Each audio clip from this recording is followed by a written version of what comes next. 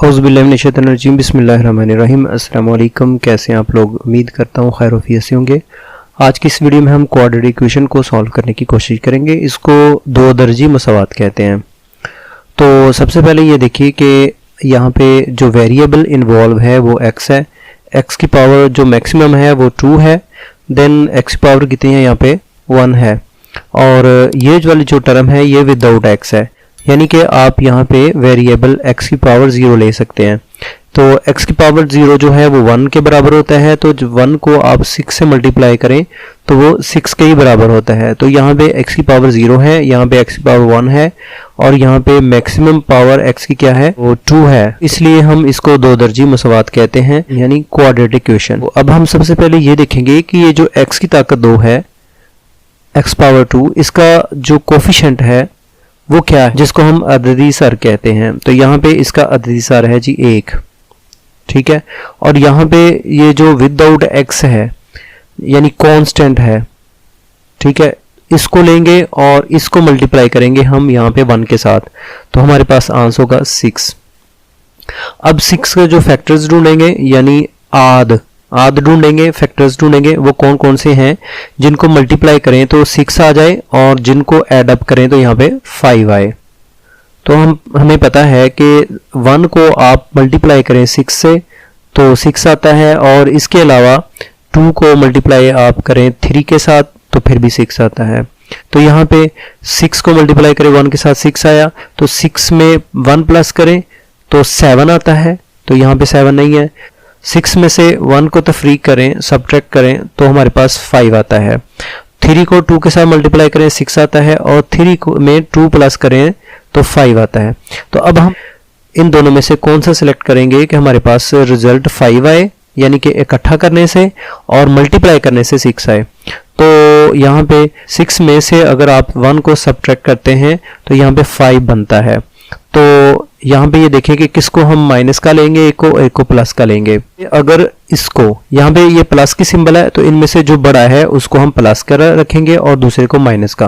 Plus minus minus होना चाहिए यहाँ पे, तो चूंकि यहाँ पे प्लस का 6 है तो इसलिए ये वाला जो पेयर हमने ढूंढा है इसको हम निगलेक्ट कर देंगे, क्योंकि प्लस माइनस माइनस होना चाहिए। तो अगर प्लस का 6 हो उसमें से एक सब्ट्रैक्ट करेंगे तो फिर ही हमारे पास 5 रिजल्ट आएगा। अब इस पेयर को ट्राई करते हैं। यहाँ पे ये प्लस का 3 है और प्लस का 2 है। प्लस को प्लस से मल्टीप्लाई करें तो प्लस आता है, तो प्लस 3 और प्लस 2 प्लस 5 आता है, ठीक है। तो ये पेयर जो है हमारा ठीक है। तो अब हम ये जो प्लस का 5 है इसकी जगह हम प्लस का 2 लिखेंगे और प्लस का 3 लिखेंगे। ये जो एक्स स्क्वायर था ये उसी तरह आएगा और ये जो प्लस 6 है ये भी उसी तरह ही आ जाएंगे, ठीक है ना। इसको हम एज इट इज लिख देंगे। और ये जो प्लस का 5x है इसकी जगह हम 2x और प्लस 3x लिख देंगे। तो हमने 5x की जगह 2x और प्लस 3x लिख दिया, तो इज इक्वल टू 0, ये उसी तरह होगा। अब पहले कितनी थी हमारे पास, कितनी टर्म्स थी? 1, 2 और 3। तो अब हमारे पास कितनी है? 1, 2, 3 और 4। तो अब हम इनको पेयर्स की फॉर्म में लिखेंगे। मसलन ये हमारे पास एक पेयर बन गया 2x² प्लस 2x, और दूसरा पेयर हमारे पास बन गया प्लस 3x और प्लस 6 इज इक्वल टू 0। तो यहाँ पे ये देखें कि इस पेयर में से हमारे पास कॉमन क्या निकलता है। यहाँ से हम x को कॉमन ले लेंगे, x कॉमन आ गया और x बच गया, और प्लस क्योंकि यहाँ पे इसकी पावर 2 है और यहाँ पे इसकी 1 है तो x की 1 कॉमन आ गया, तो यहाँ पे x² था, एक x बाहर है और एक अंदर, एक x कॉमन ले लिया हमने और एक x बच गया। तो प्लस ये x बाहर चला गया था और यहाँ पे कितना रह गया? 2 रह गया। फिर हमने क्या किया, यहाँ पे ये देखिए कौन सी चीज कॉमन है।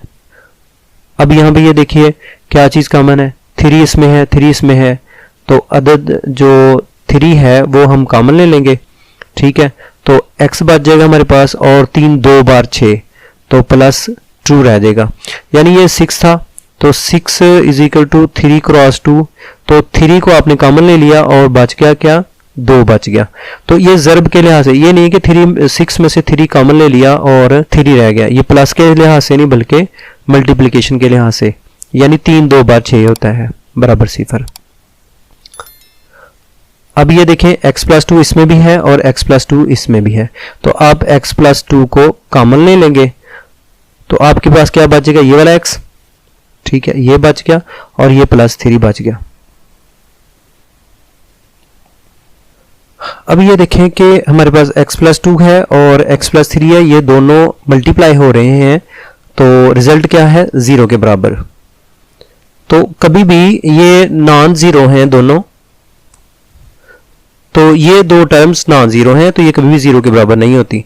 मिसाल के तौर पर आप 3 को 0 के साथ मल्टीप्लाई करें तो फिर ही 0 होगा, या 0 के साथ आप 2 को मल्टीप्लाई करें तो फिर 0 होगा। तो कभी भी ऐसे नहीं होता कि 3 क्रॉस 2 इज इक्वल टू 0, तो ये कभी भी ऐसे नहीं होता। 3 क्रॉस 2 हम जानते हैं वो 6 के बराबर होता है। तो फिर इसका क्या मतलब है, या तो फिर 2 0 के बराबर होगा, तो या फिर 3 जो है ये 0 के बराबर होगा। आप ये करेंगे कि 3 इज इक्वल टू 0 और 2 इज इक्वल टू 0, ठीक है। तो यहां पे यही केस यहां पे होगा कि x प्लस 2 0 के बराबर हो सकता है, या फिर x प्लस 3 बराबर होगा 0 के।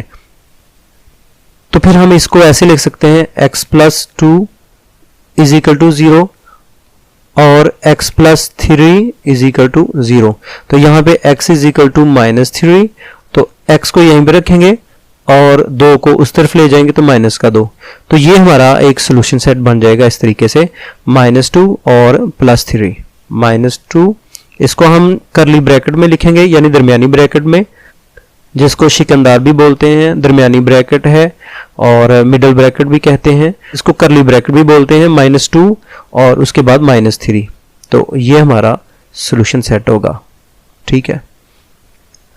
अब हम एक और एग्जांपल ले लेते हैं। यहाँ पे हमारे पास है 2x² - 7x + 6 = 0। यहाँ पे विदाउट x कौन सी है, हमारे पास 6 है और x² का जो कोफिशिएंट है वो हमारे पास 2 है। इसका मतलब ये हुआ कि हमने 6 को मल्टीप्लाई करेंगे 2 के साथ, दैट इज इक्वल टू 12। तो हम यहाँ पे दो डिजिट्स ढूंढेंगे जिनको मल्टीप्लाई करें तो 12 आए, ठीक है, और इनको एडअप करें तो हमारे पास -7 आए। तो हम जानते हैं कि जो 12 है उसके फैक्टर्स हैं 1 है और 12 है, उसके साथ साथ हमारे पास 2 है और 6 है, और इसके बाद 3 है और 4 है। तो ये हमारे पास फैक्टर्स बनते हैं। तो इनमें से हमने सूटेबल जो हमारे पास है वो वाला ढूंढना है कि जिनको मल्टीप्लाई करें तो क्या आए, हमारे पास 12 आए, ठीक है, प्लस का 12 आना चाहिए, और जिनको ऐडअप करें तो -7 होना चाहिए। तो आप जानते हैं कि 12 में से 1 निकाल दे 11 और 12 में 1 जमा करे 13, तो यहाँ पे 13 नहीं है, तो इसको हम निगलेक्ट करते हैं। हमारे पास 6 में 2 प्लस करें तो 8 और 6 में से 2 सब्ट्रैक्ट करें तो हमारे पास 4 आ जाता है, तो यहाँ पे 4 नहीं है, तो इसको भी निगलेक्ट कर देंगे। अब हमारे पास ये वाला बचता है, तो 4 में 3 जमा करें 7 बनता है, लेकिन माइनस का, तो 4 को 3 के साथ ज़रब दें तो 12। तो यहाँ पे आप ये करें कि 4 को 3 के साथ मल्टीप्लाई करें तो 12 आ गया, ठीक है, तो 4 में 3 जमा करें तो 7 आ गया, लेकिन यहाँ पे माइनस का है। इसका मतलब ये हुआ कि अगर हम इसको माइनस का रखेंगे, माइनस का 4 है और माइनस का 3 है, तो -4 और -3 -7 तो बन जाता है। क्या ये माइनस के 4 को माइनस के 3 के साथ मल्टीप्लाई करें तो 12 बनता है? हाँ जी बनता है। माइनस माइनस प्लस, ठीक है, प्लस बन गया, और 3 को 4 के साथ मल्टीप्लाई करें तो जमा का 12, तो ये हमारे पास ये वाला पेयर जो है ये फाइनलाइज हो जाता है। तो इस तरीके से हम ये 2x² एज इट इज लिखेंगे, यानी कि इनको वैसे, ये जो एरो बना रहा हूँ ये वैसे मैं लिख रहा हूँ, ये आपने लिखने नहीं है, 2x² एज इट इज, ठीक है, इसको हम लिख देंगे, और ये जो +6 है इसको भी एज इट इज और इज इक्वल टू 0, ये भी उसी तरह हो जाएगा। तो ये जो -7x है, तो इस -7x की जगह हम क्या लिखेंगे, -3 और -4, तो इनके साथ x लिख देंगे, यानी कि -3x हो जाएगा और माइनस का 4x। तो इस तरीके से अब हम, ये हमारे पास दो पेयर्स बन गए। एक पेयर बना हमारे पास 2x² -3x है, और दूसरा जो है -4x और +6 = 0। अब हम देखेंगे कि इसमें कॉमन क्या है, यहाँ पे भी x है और इसमें भी x है। यहाँ पे x की कितनी है 1 और यहाँ पे x की कितनी 2, x कॉमन आ गया, तो यहाँ पे बच क्या गया 2, और एक x बाहर चला गया था, x की 1 बाहर था और x की यहाँ पे 2 था, एक x बाहर था और एक x रह गया, तो माइनस यहाँ पे x बाहर चला गया था, कितना रह गया 3 रह गया। और इस तरीके से यहाँ पे ये गौर कीजिए कि यहाँ पे कॉमन क्या चीज़ है, इनमें 2 कॉमन है, तो हम 2 कॉमन ले लेंगे, ठीक है। तो यहाँ पे अगर 4 था तो 2 कॉमन ले लिया और 2 रह गया, तो x बच गया। बाहर माइनस की वजह से ये जो पॉजिटिव सिंबल है there will be change to negative symbol, so remaining is 3। कैसे कि 6 था, इसमें से आपने 2 जो है ये निकाल लिया, बाहर कॉमन ले लिया, तो 2 को 3 के साथ मल्टीप्लाई करें तो 6 के बराबर होता है, तो 2 कॉमन आ गया और 6 में से 3 बच गया, ठीक है। 2 कॉमन और 3 बच गया, तो ये इक्वलिटी के सिंबल एज इट इज और 0 भी इसी तरह। अब यहाँ पे हमारे पास कॉमन क्या है, यहाँ पे 2x माइनस 3 यहाँ पे भी है और यहाँ पे भी। अगर ये वाले सिंबल ये एक जैसे हों तो आपका सवाल ठीक है, अगर यहाँ पे ये पॉजिटिव है और ये नेगेटिव है तो इसका मतलब है आपने जो पेयर्स ढूंढे थे वो ठीक नहीं है, तो आप इसके ऊपर गौर कीजिए। तो ये कॉमन ले लें, 2x माइनस 3 कॉमन आ गया और हमारे पास यहाँ पे क्या बच गया, x बच गया, और यहाँ पे क्या बच गया, ये तो बाहर चला गया था और ये -2 बराबर 0। तो यहाँ पे देखें कि 2 रकमें हैं, 2 टर्म्स हैं, तो वो मल्टीप्लाई हो रही हैं और 0 के बराबर हैं, तो इसका क्या मतलब है, इसका मतलब है या फिर x माइनस 2 बराबर 0 होगा, या यहाँ पे लिख लें, या आप और भी लिख सकते हैं, तो या 2x माइनस 3 बराबर 0 होगा। तो यहाँ पे x को 2x एज इट इज, तो यहाँ पे 3 को आप दूसरी तरफ ले जाएं तो प्लस का 3 होगा, तो x बराबर हो गया 3 और ये 2 जो है इधर बटे में आ जाएगा, जो इधर मल्टीप्लाई हो रहा था उधर डिवाइड हो जाता है। तो ये हमारा एक x का आंसर आ गया और अब हम इसको सॉल्व करेंगे। तो यहाँ पे x माइनस 2 उधर जाके प्लस का 2 हो जाएगा, ठीक। इस तरीके से हमारे पास x के 2 आंसर आ गए, एक 3/2 है और एक 2 है। तो यहाँ पे छोटा कौन सा है, 3 के 2 हिस्से करें, 1.5 आ गया यानी 1.5 और यहाँ पे 2। तो जो हम सोल्यूशन सेट लिखेंगे वो इस तरीके से लिखेंगे कि 3/2 और 2, तो ये हमारा सोल्यूशन सेट होगा, ठीक है जी। तो इस तरीके से इसको सॉल्व करेंगे हम। अब हम एक आखिरी एग्जांपल लेते हैं, यहाँ पे जो बगैर x के है वो है -3, तो -3 को मल्टीप्लाई करेंगे हम, यहाँ पे x² का जो कोफिशिएंट है अदिति सार है वो है 3 के साथ मल्टीप्लाई करेंगे तो हमारे पास आ गया -9, ठीक है। अब हम -9 के लिए कोई एक पेयर ढूंढेंगे, यानी एक जोड़ा ढूंढेंगे हिस्सों का कि जिनको मल्टीप्लाई करें तो -9 आए और अगर इकट्ठा करें तो यहाँ पे जमा का 8 आए।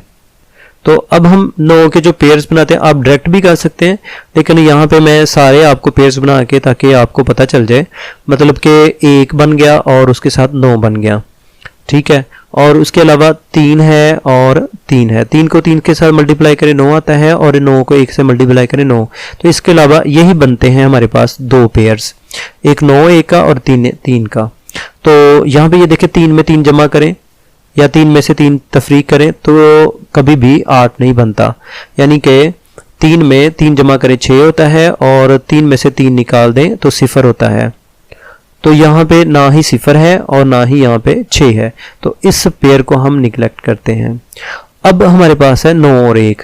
अब देखें कि 9 में 1 जमा करें 10 होता है और 9 में से 1 निकाले 8 होता है, तो या यहाँ पे 10 है या 8 है कोई, हाँ जी यहाँ पे 8 मौजूद है। तो अब हम 9 में से 1 निकालेंगे तो हमारे पास 8 बचता है। तो यहाँ पे प्लस की सिंबल है ना, तो यहाँ पे चूंकि प्लस की सिंबल है ये वाली, तो इसलिए जो बड़े वाला होगा वो हम प्लस का लेंगे और दूसरा जो होगा उसको हम माइनस रखेंगे। तो ये देखें 9 में से 1 निकाल दें तो जमा का 8 और प्लस माइनस माइनस 9 को 1 से मल्टीप्लाई कर दे 9 होता है। तो इस तरीके से ये हमारा पेयर जो है ये हम सिलेक्ट कर लेते हैं। तो इस 8x की जगह हम क्या लिखेंगे अब, माइनस का 1x और जमा का 9x, और ये वाला 3x² उसी तरह और -3 ये भी उसी तरह बराबर 0, ये सारा उसी तरह आ गया। माइनस का 1x और जमा का 9x जमा का 8x।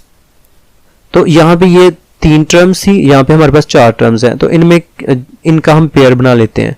तो 3x स्क्वायर माइनस 1x, आप माइनस का जो 1 है ना 1 लिखे ना लिखे, तो एक हमारे पास ये जोड़ा बन गया।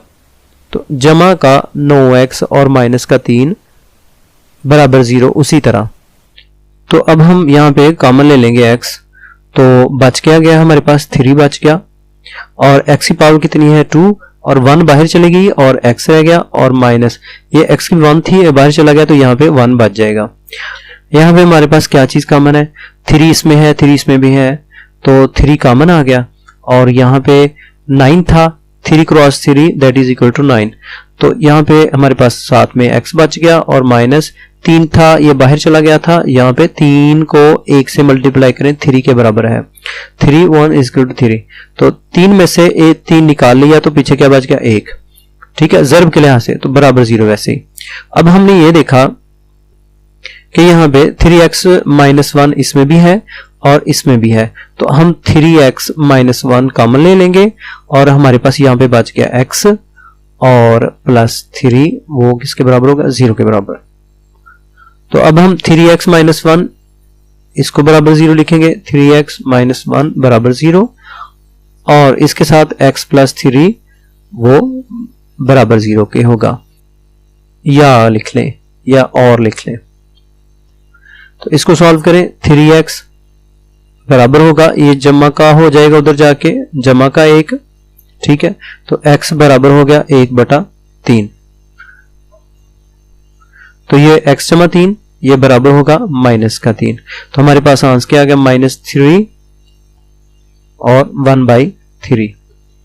तो यही हमारे पास सॉल्यूशन सेट होगा, ठीक है।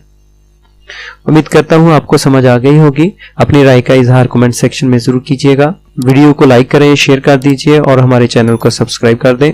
नीचे डिस्क्रिप्शन में लिंक्स मौजूद हैं, बाकी वीडियोस को जरूर देखिए। जज़ाकल्लाह। अस्सलामु अलैकुम वरहमतुल्लाहि वबरकातुहू। अल्लाह हाफिज़।